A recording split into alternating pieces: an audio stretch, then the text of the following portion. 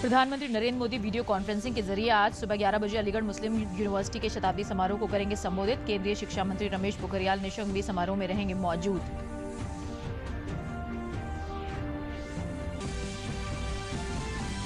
देश भर में जहां कोरोना वायरस के टीकाकरण की तैयारियां अपने अंतिम चरण में हैं, वहीं ब्रिटेन में कोरोना वायरस का नया रूप मिलने से भारत समेत पूरे विश्व में है खौफ। केंद्र सरकार ने ब्रिटेन आने जाने वाली सभी उड़ानों पर आज आधी रात से 31 दिसंबर तक लगा दी रोक। किसान संगठनों के साथ नए कृषि कानून पर बने गतिरोध के बाद सरकार बातचीत के लिए हर संभव कर रही है प्रयास। किसान संगठनों ने अभी तक संवाद शुरू करने के लिए नहीं दिखाई है कोई पहल।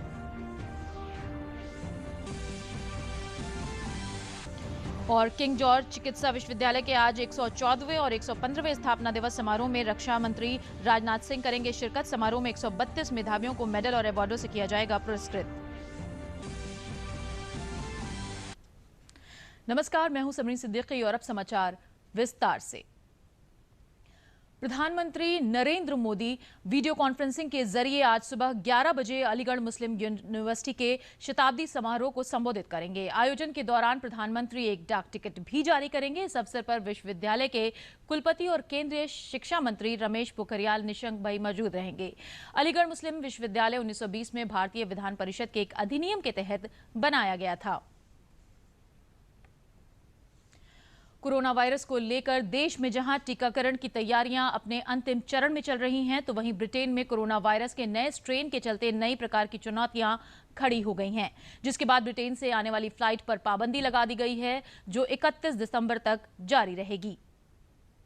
सरकार हर बात के लिए पूरी तरह से सजग है और जैसे पिछले एक साल में आपने देखा कि सरकार ने आवश्यकता के अनुरूप जनता के हितों की रक्षा करने के लिए जो जिस समय पर आवश्यकता किया। जनवरी के महीने में भी कभी किसी भी स्टेज पे किसी भी सप्ताह में ऐसा समय आ सकता है जब हम भारत के लोगों को पहला जो वैक्सीन का शॉट है वो देने की स्थिति में आ जाए। कोविड-19 महामारी के खिलाफ जहां ब्रिटेन में टीकाकरण शुरू हो चुका है, तो वहीं कोविड का नया स्ट्रेन तेजी से वायरस फैला रहा है। इसे देखते हुए भारत के स्वास्थ्य मंत्रालय ने सोमवार को एक उच्च स्तरीय बैठक कर स्थिति का आकलन किया। कोरोना वायरस के नए स्ट्रेन के चलते केंद्र सरकार ने ब्रिटेन से आने जाने वाली सभी फ्लाइट को 31 दिसंबर तक रद्द कर दिया है।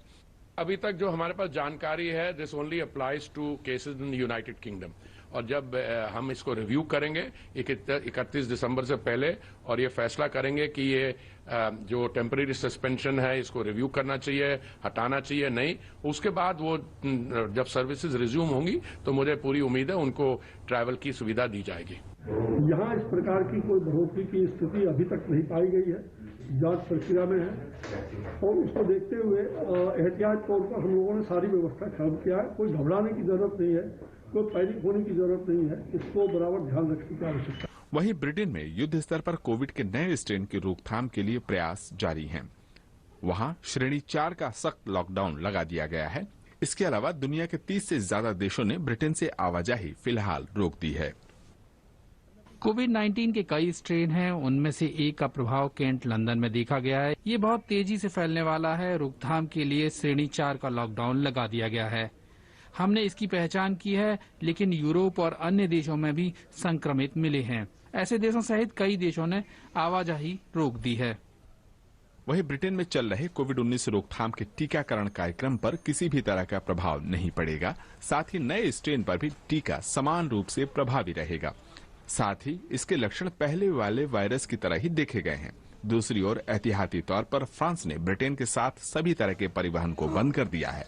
जर्मनी के विदेश मंत्री ने यूरोपियन यूनियन से अपील की है कि वो वायरस के नए प्रारूप को लेकर बेहतर प्रबंधन के कदम उठाने में सहयोग करे।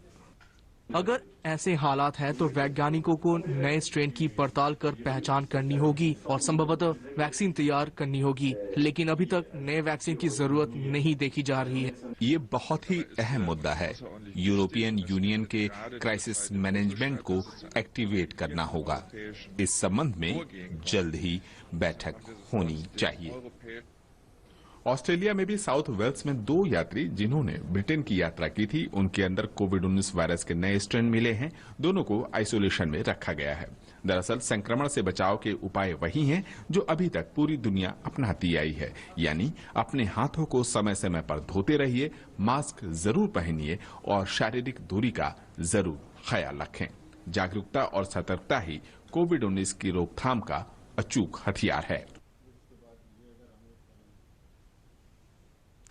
नए कृषि कानूनों पर बने गतिरोध के बाद सरकार किसानों से बातचीत के लिए हर संभव प्रयास कर रही है, लेकिन किसानों ने अभी तक संवाद शुरू करने के लिए कोई रुख नहीं दिखाया है। इसी बीच केंद्र सरकार से लेकर तमाम भाजपा मुख्यमंत्रियों ने एक बार फिर से आश्वस्त किया है कि किसानों की न तो एमएसपी बंद होगा और न ही मंडियां बंद होंगी। राजधानी दिल्ली की अलग अलग सीमाओं पर अपनी मांगों को लेकर प्रदर्शन कर रहे किसानों का आंदोलन जारी है। केंद्र सरकार बार बार किसानों से कह रही है कि वो वार्ता के लिए तैयार हैं और उनकी हर चिंता का समाधान करने को भी तैयार हैं। केंद्र सरकार ने रविवार देर शाम एक बार फिर से किसानों को बातचीत का न्योता भेजा है। कृषि और किसान कल्याण मंत्रालय के संयुक्त सचिव की ओर से लिखी गई चिट्ठी में कहा गया है कि किसान जल्द से अपनी ओर से वार्ता की तारीख बताएं ताकि गतिरोध समाप्त हो सके। केंद्र सरकार ने भरोसा जताया है कि किसान इस पर सकारात्मक रुख लेंगे और दोबारा बातचीत शुरू होगी। साथ ही केंद्र ने फिर से भरोसा भी दिया है कि एमएसपी और एमएसपी मंडियां जारी रहेंगी। एमएसपी थी है और रहेगी। जब प्रधानमंत्री बार बार किसी बात को बोलते हैं और सरकार ने जब बातचीत हुई जब भी कहा था लिख के देने के लिए तैयार हैं, तो एमएसपी का इन कानून से कोई संबंध नहीं है, सबके समझ में आ जाना चाहिए। अब बातचीत होगी तो बाकी बातें भी समझा पाएंगे। वहीं मऊ जिले में विकास परियोजनाओं का लोकार्पण और शिलान्यास करने के बाद यूपी के मुख्यमंत्री योगी आदित्यनाथ ने भी दोहराया कि न तो एमएसपी बंद होने जा रही है और न ही एपीएमसी मंडियां, लेकिन किसानों के बीच भ्रम और झूठ फैलाया जा रहा है। बार बार केंद्र सरकार ने कहा है एमएसपी बंद नहीं होगी, न्यूनतम समर्थन मूल्य की घोषणा बंद नहीं होगी, लेकिन तब भी गुमराह करने का प्रयास किया जा रहा है। एपीएमसी एक्ट में संशोधन के बाद मंडियां बंद नहीं होंगी, लेकिन एक नई प्रतिस्पर्धा जहां अच्छा दाम किसान को मिलेगा, किसान वहां पर अपनी फसल बेच सकता है, लेकिन गुमराह करने का प्रयास हो रहा है। बार बार कहा जा रहा कि कॉन्ट्रैक्ट खेती में एक म्यूचुअल अंडरस्टैंडिंग होता है। किसान देना चाहे तो अपनी खेत को कॉन्ट्रैक्ट खेती के लिए दे सकता है, लेकिन मालिक तो उसका किसान ही रहेगा, लेकिन गुमराह करने का प्रयास हो रहा है। इन सब के बीच दिल्ली की सीमाओं पर किसानों का प्रदर्शन जारी है। किसान अपनी मांग पर अड़े हुए हैं और सोमवार को कुछ किसान भूख हड़ताल पर भी बैठे। किसान की वार्ता की पेशकश पर किसानों ने फैसला मंगलवार तक के लिए टाल दिया है। किसानों के आंदोलन से दिल्ली के साथ साथ नोएडा और गाजियाबाद के लोगों को काफी दिक्कतों का भी सामना करना पड़ रहा है। बिजली के क्षेत्र में हो रहे सुधारों में उपभोक्ता को केंद्र में रखकर सरकार बिजली ग्राहकों के लिए कुछ अधिकारों को तय किया है। बिजली की सेवा मुहैया कराने से जुड़े विभिन्न संस्थाओं और अधिकारियों को एक निश्चित समय सीमा में काम करना होगा, वरना अधिकारियों पर कार्रवाई होगी। ऊर्जा मंत्रालय ने पहली बार ग्राहकों को कई अधिकार दिए, जिनके लिए कुछ नियम भी बनाए गए। इन नियमों की बात करते हुए ऊर्जा राज्य मंत्री आर.के. सिंह ने कहा कि ये नियम डिस्ट्रीब्यूशन कंपनियों की मनमानी को खत्म करके बिजली ग्राहकों को और भी मजबूत बनाने का काम करेंगे। For the first time ever, we have come out with rules stating explicitly that the consumers have rights, that the power system exists for serving the consumer, and if those rights are violated, there will be penalties. The consumer has a right to get connection, and he has a right to certain standard of supply. He has a right to certain standard of service. We have provided timelines for different services. Wherever there is a consumer interface, we have provided for timelines. नए नियम के तहत बिजली से जुड़े कामों को पारदर्शी और आसान बनाया गया है। अब कनेक्शन के लिए ऑनलाइन आवेदन भी किया जा सकेगा, जिस पर एक तयशुदा समय के अंदर संबंधित अधिकारियों और कंपनियों को काम करना होगा। इसके तहत ग्राहकों को ऑनलाइन आवेदन का विकल्प मिलेगा। बिजली कनेक्शन मेट्रो सिटी में 7 दिन के अंदर और बाकी नगर पालिकाओं में 15 दिन के भीतर देना होगा। वहीं ग्रामीण इलाकों में 30 दिन के अंदर अंदर नया कनेक्शन देना होगा। ये भी तय किया गया है कि बिना मीटर का कोई भी कनेक्शन नहीं दिया जाएगा और वो मीटर भी स्मार्ट या फिर प्री पेमेंट मीटर होगा। Even for standards of service, we have laid down that those standards of service are violated. For example, if there are numerous interruptions, if there is load shedding beyond a certain number of hours laid down, there will be penalties. So we are saying that the consumer has rights, and those rights have to be followed, otherwise you have to pay a penalty. ग्राहकों की शिकायतों का निपटारा करने के लिए ग्राहक सेवा केंद्र और कॉल सेंटर खोले जाएंगे और ग्रीवांस रिड्रेसल फोरम की शुरुआत होगी। इतना ही नहीं, ये भी तय किया जाएगा कि कितने समय में शिकायत का निपटारा किया जाना है। उम्मीद है कि इन सुधारों के साथ ही बिजली उपभोक्ताओं को गुणवत्ता वाली बिजली मिल सकेगी और सुविधाओं में कमी की शिकायत भी अब खत्म होगी। पूर्व प्रधानमंत्री अटल बिहारी वाजपेयी की 57वीं जयंती पर अटल जयंती समारोह मनाया जाएगा। राजधानी लखनऊ में विभिन्न स्थानों पर 23 से 25 दिसंबर तक सांस्कृतिक कार्यक्रमों का आयोजन होगा। लोक भवन परिसर में स्थापित अटल जी की प्रतिमा पर पुष्पांजलि सहित अनेक कार्यक्रम किए जाएंगे।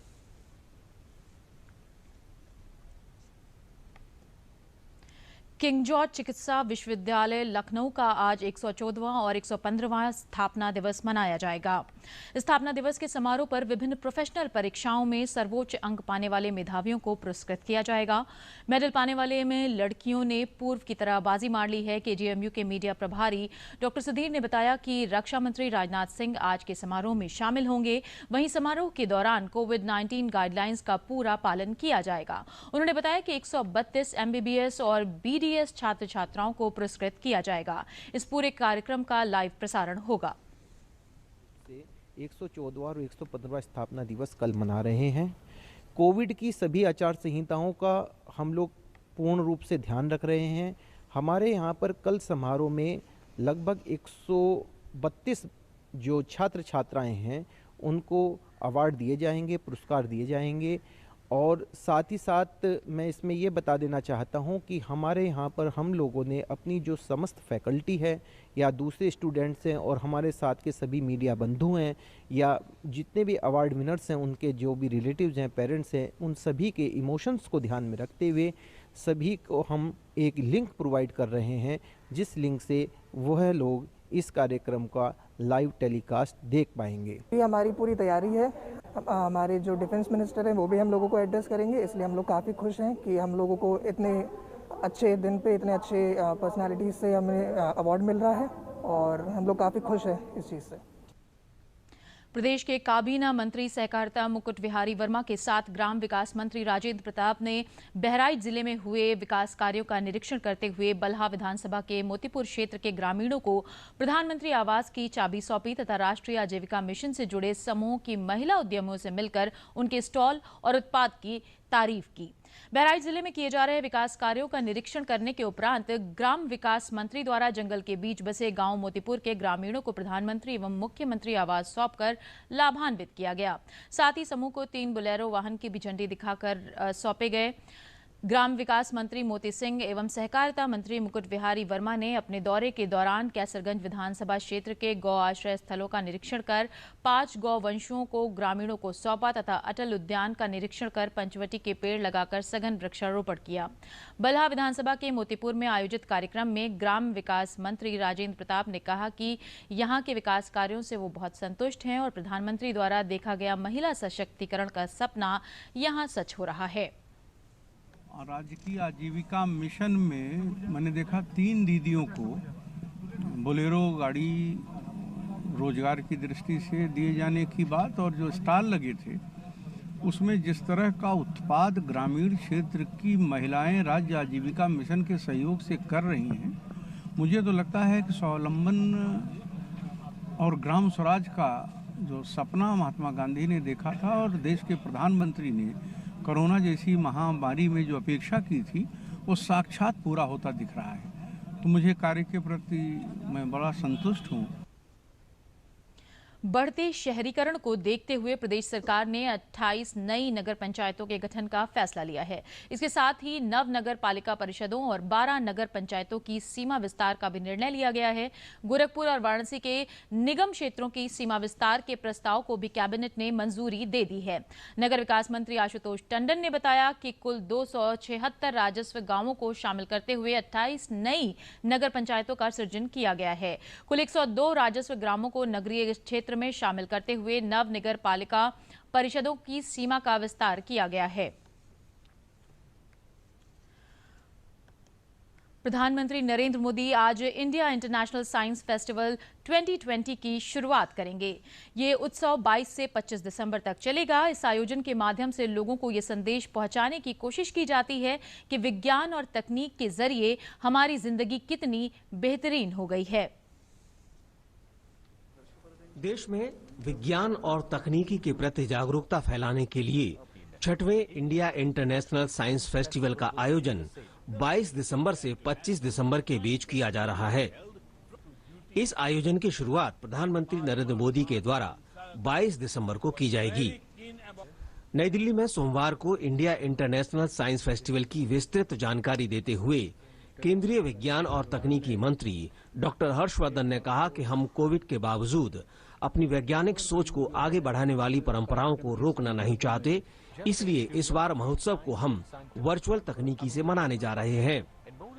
वर्चुअल प्लेटफॉर्म पर आयोजित होने वाला यह साइंस फेस्टिवल अपने आप में विश्व रिकॉर्ड होगा।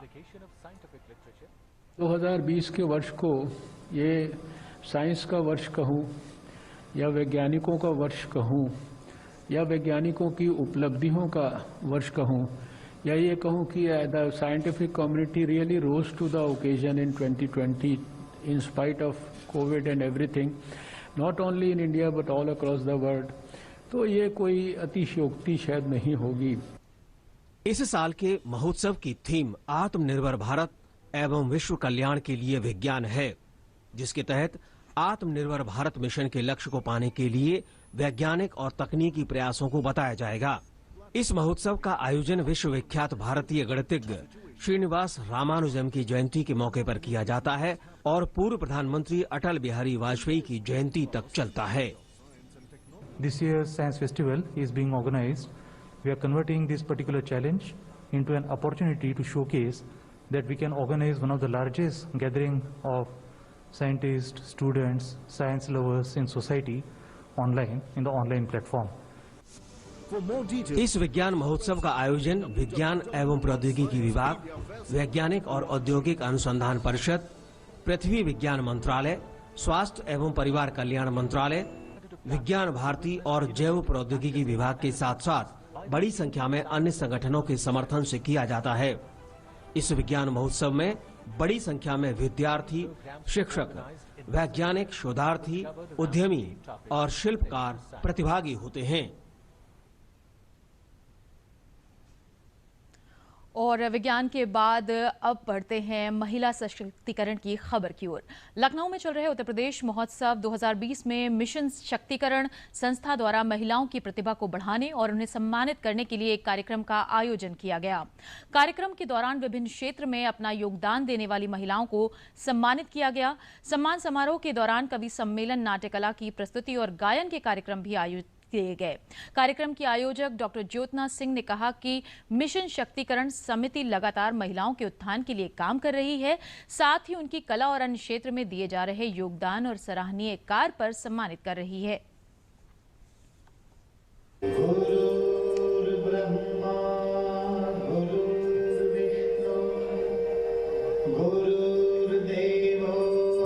कार्यक्रम हो रहा है ये बताने का, इसका एक जो मेन उद्देश्य है वो ये बताना चाहता है कि हम घरेलू महिलाएं हों या कामकाजी महिलाएं हों, हमने अपनी जिम्मेदारियों में जो अपनी प्रतिभाओं को हमने छुपा लिया है, दबा लिया है, जिससे हम इस राष्ट्र का, अपने प्रदेश का और अपने पूरे राष्ट्र का बहुत उद्धार कर सकते हैं, उसकी प्रगति में सहयोग कर सकते हैं। इस मिशन का यही उद्देश्य है कि ये तमाम महिलाओं के सर्वांगीण विकास के माध्यम से अपने समाज, अपने प्रदेश और अपने राष्ट्र का उत्थान करें।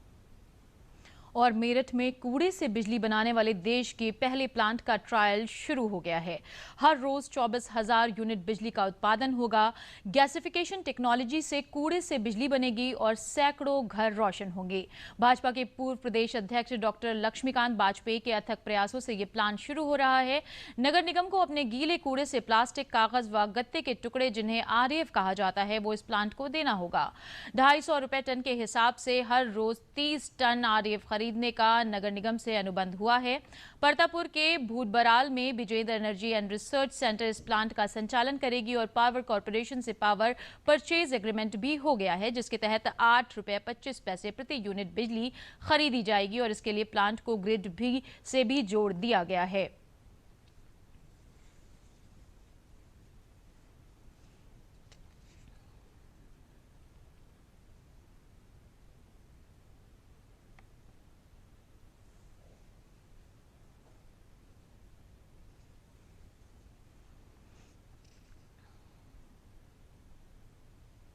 उत्तरी पश्चिमी पहाड़ों पर बर्फबारी ने मैदानी इलाकों में कपकपाने वाली ठंड बढ़ा दी है। सर्द हवाओं ने समूचे उत्तर प्रदेश को ठंड से चपेट में ले लिया है। मौसम विभाग के निदेशक जेपी गुप्ता के मुताबिक राज्य के कई जिलों में पारा लुढ़क गया है। आज मौसम और शीतलहर की क्या स्थिति रहेगी, इसके बारे में सीधे बात करते हैं मौसम विभाग के निदेशक जेपी गुप्ता से। जी क्या हमें सुन पा रहे हैं?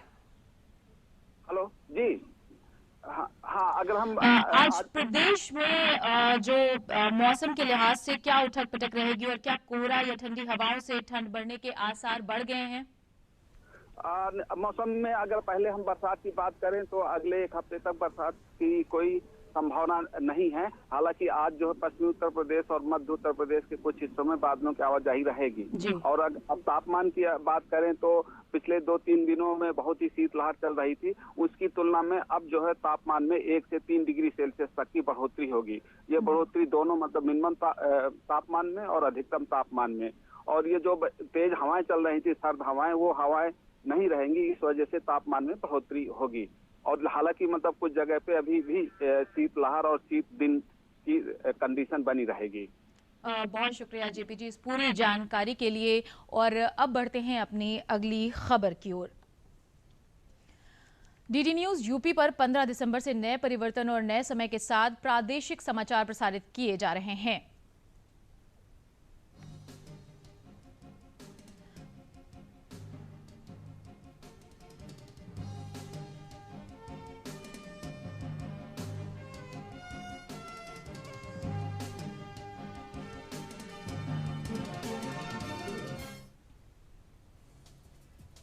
प्रादेशिक समाचार प्रातः 8 बजे से 8:30 बजे तक, दोपहर 2 बजे से 2:30 बजे तक, 3 बजे से 3:30 तक प्रसारित किए जाएंगे। वहीं 5 बजे से 5:30 तक उर्दू में खबरों का प्रसारण किया जाएगा। 6:30 बजे से 7 बजे तक समसामयिक कार्यक्रम चर्चा में प्रसारित किया जाएगा। सायं 7 बजे से 7:30 तक प्रादेशिक समाचार का प्रसारण किया जाएगा। इसके अलावा प्रादेशिक समाचार यूट्यूब पर डीडी न्यूज यूपी पर क्लिक करके देखे जा सकते हैं। दूरदर्शन उत्तर प्रदेश पर प्रादेशिक समाचार के प्रसारण में बदलाव पर दर्शक अपनी राय दूरदर्शन समाचार की ईमेल आईडी ddnewslakhnau@gmail.com पर दे सकते हैं। और सर्दियों के मौसम में खान पान, वर्जिश व अन्य कामों में लोगों के अंदर ढिलाई आ जाती है। इस मौसम में घटते पारे के साथ जुकाम और खांसी, वायरल इन्फेक्शन में बीमार पड़ना, इन्फ्लुएंजा और सांस की तकलीफ बढ़ जाती है। सर्दियों के मौसम में किस तरह का खान पान, व्यायाम और रोजमर्रा के कामकाज में किस प्रकार की रुकावटें उत्पन्न ना हो, इसके लिए किन किन बातों का ध्यान रखना चाहिए, आइए जानते हैं सीधे डॉक्टर अशोक यादव से। जी देखिए, ये जो ठंड के मौसम में खान पान और व्यायाम व अन्य बातों का ध्यान हम किस प्रकार रख सकते हैं? देखिए तमरीन जी, ये जो ठंड का मौसम है, इसमें हमें इस बात का ख्याल रखना है सबसे पहले कि हम स्वस्थ बने रहें और बीमार ना हों। और इसके लिए आवश्यक है कि जो सामान्य रोकथाम के उपाय हैं सर्दी से बचने के, उनको हम जरूर अमल में लाएं। जैसे हम अपने शरीर को सीधे ठंड से बचाएं, ये बहुत आवश्यक है। और जो हमारा दैनिक दिनचर्या है, उसको हम इस तरह से व्यवस्थित करें कि सीधे ठंड के प्रकोप से हम बचें। अगर हम ओल्ड एज हैं, हम बुजुर्ग उनकी बात करते हैं, तो कोशिश ये हो कि वो इंडोर रहें। अगर वो घूमने जाते हैं, सुबह जाते थे अब से पहले, तो इसको वो अवॉइड करें।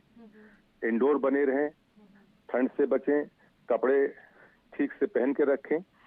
और जो सामान्य नियम हैं जिनको हम अपनाते हैं जिससे हमें सांस की बीमारियां ना हो, हम अपने साफ सफाई का ध्यान रखें, भोजन का ध्यान रखें। जी, खाने पीने की जैसे अगर हम बात करें तो काढ़ों का अगर इस्तेमाल करें तो उससे सर्दी में फर्क आएगा, बचे रहेंगे सर्दी से। जी जी, जैसे कि हम घर में हैं तो काढ़े पीते हैं और गर्म पेय हम, तो इस तरह के खान पान में हमें ध्यान रखना है। और इस बात का ध्यान रखना है कि सीधे हम ठंड के प्रकोप से बचें, सीधा एक्सपोजर हमारा ठंड का ना हो।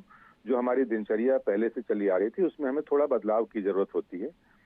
जैसे बहुत से लोग सुबह मॉर्निंग वॉक पे जाते हैं, तो अगर ठंड का मौसम है, कोहरे का है, तो उसको अवॉइड करें, खासतौर से बुजुर्ग लोग और जो सांस की बीमारियों से या दूसरी बीमारियों से। बहुत शुक्रिया अशोक जी इन सारी जानकारियों के लिए। और अब बढ़ते हैं अपनी अगली खबर की तरफ।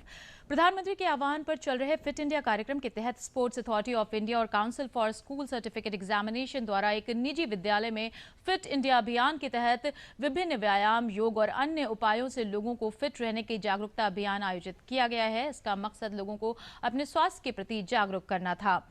प्रधानमंत्री के फिट इंडिया आह्वान के बाद से स्पोर्ट्स अथॉरिटी ऑफ इंडिया द्वारा लगातार इस तरह के आयोजन किए जा रहे हैं।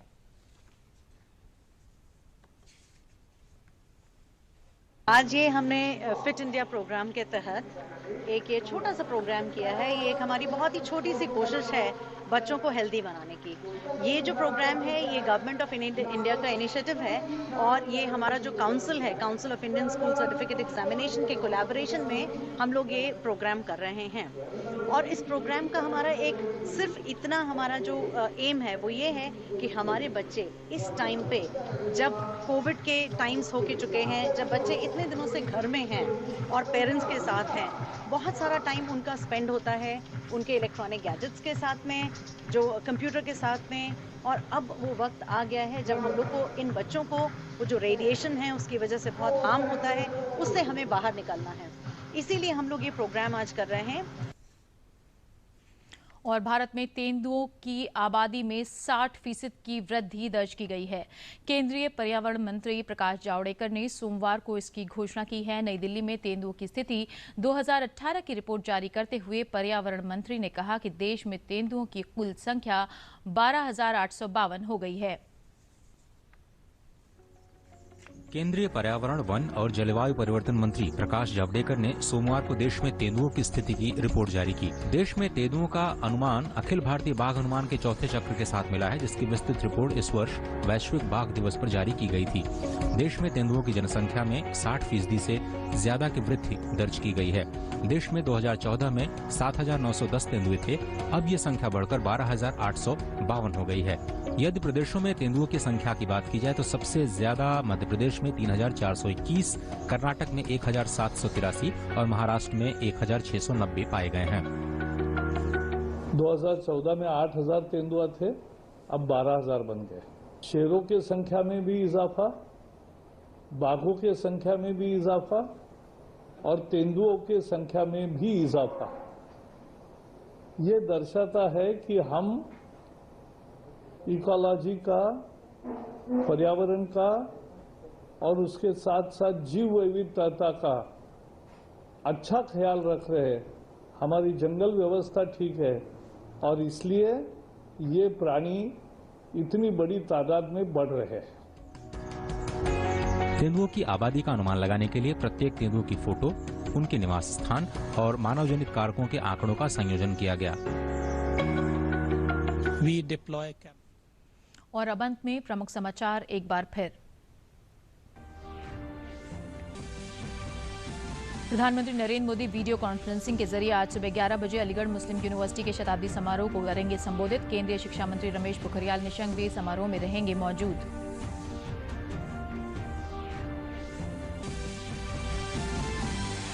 देश भर में जहां कोरोना वायरस के टीकाकरण की तैयारियां अपने अंतिम चरण में हैं, वहीं ब्रिटेन में कोरोना वायरस का नया रूप मिलने से भारत समेत पूरे विश्व में है खौफ। केंद्र सरकार ने ब्रिटेन आने जाने वाली सभी उड़ानों पर आज आधी रात से 31 दिसंबर तक लगा दी रोक।